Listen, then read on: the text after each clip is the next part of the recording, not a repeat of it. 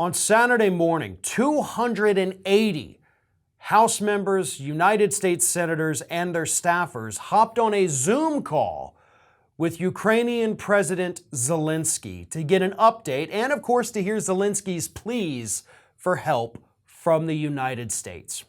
It was made clear by a Ukraine ambassador prior to this call beginning that nobody was to share this information on social media. They were worried about Zelensky's safety. So far, the man has already survived 3 different assassination attempts from Russia. So they're like, hey, we're trying to protect our president. They're trying to kill him. Please don't tweet this out. Don't post it on your Instagram pages. I don't think that's too much to ask. Well, apparently for people like Marco Rubio, it was too much to ask. Even though they were explicitly asked not to share it, Republican Senators Marco Rubio and Steve Daines did exactly that.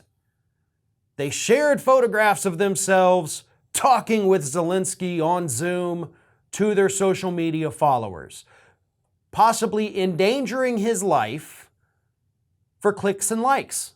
That's what they did. Threatening the security of that area of Europe just to get some likes and retweets on Twitter. That's what Marco Rubio and Steve Daines did. And then, of course, when they got called out for it, both of them were like, well, hey, look, he's fine. Nothing happened. You couldn't tell where he was from what we did. Doesn't matter. You were asked not to do this. Right? Aren't you the party that tells people just comply and nothing bad will happen? Right? Don't rock the boat. Just do what you're told here by these people in positions of power. And here you are directly ignoring their requests just so that you can get some followers on Twitter. This is beyond pathetic behavior from these 2 Republican senators. But Zelensky wasn't exactly asking for, money and food. Zelensky, of course, we got to talk about this, was asking the United States to join in and declare a no-fly zone over Ukraine. And that, folks, would basically be a declaration of war. That would be the United States getting involved in a war in Europe. We cannot do that. And I hope that the United States continues to refuse to do that. Because what a no-fly zone would mean, it would be if we implement this, we say you cannot fly over this area.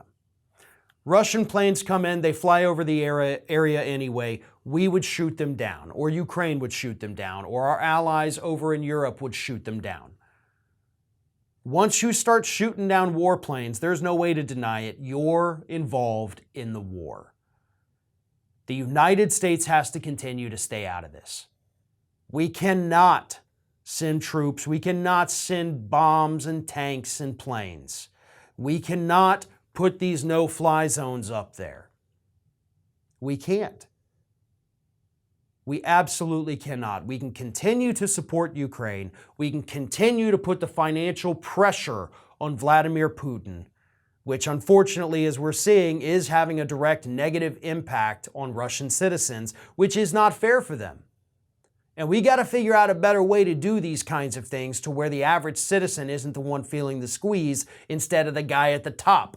But unfortunately, that's how economies are designed. Those at the top, they're going to be just fine. Maybe not the folks having their yachts confiscated over in Europe, but the average people are the ones suffering the most. All that said, none of it excuses what Marco Rubio and Steve Daines did. You were asked not to do something to protect his safety, but you did it anyway because you wanted to get something going viral on social media. This is Hattie. Hattie wants to know why you have not subscribed to our channel. You obviously like our videos, so do us a favor and subscribe.